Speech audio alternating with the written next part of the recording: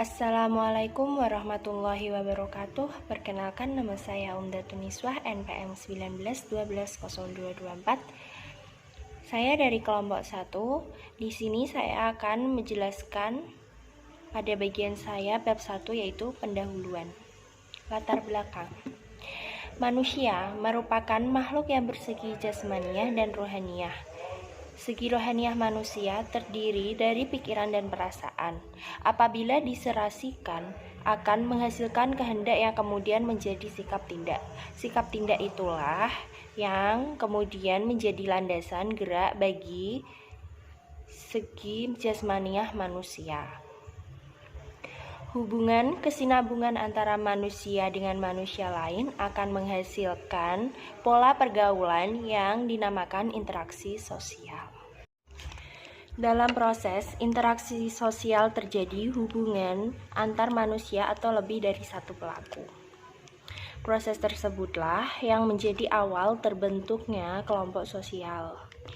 Lalu apa kelompok sosial itu? Kelompok sosial itu adalah himpunan atau kesatuan manusia yang hidup bersama.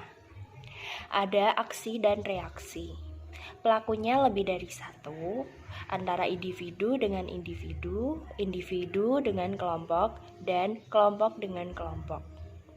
Sifat dan struktur kelompok sosial berbeda-beda. Ada yang terbentuk dengan disengaja atau tidak disengaja. Ada yang terorganisir dan ada yang tidak.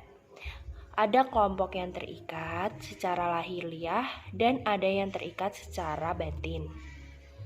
Setiap individu akan mengalami pembentukan karakter atau kepribadian, dan hal itu membutuhkan proses yang sangat penting, sangat panjang, dan banyak faktor yang mempengaruhinya, termasuk lingkungan keluarga.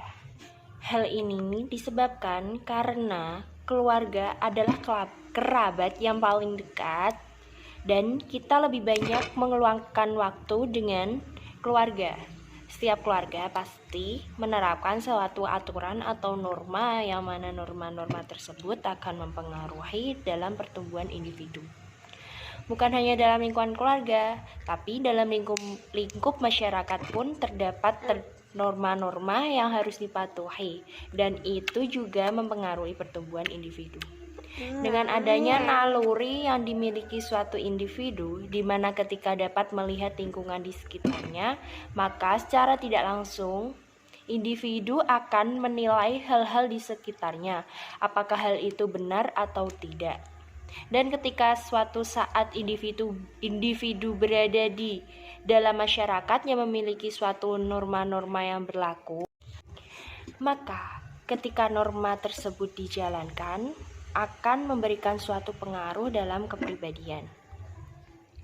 Misalnya, suatu individu ada lingkungan masyarakat yang disiplin, yang menerapkan aturan-aturan yang tegas, maka lama-kelamaan pasti akan mempengaruhi dalam kepribadian, sehingga menjadi kepribadian yang disiplin.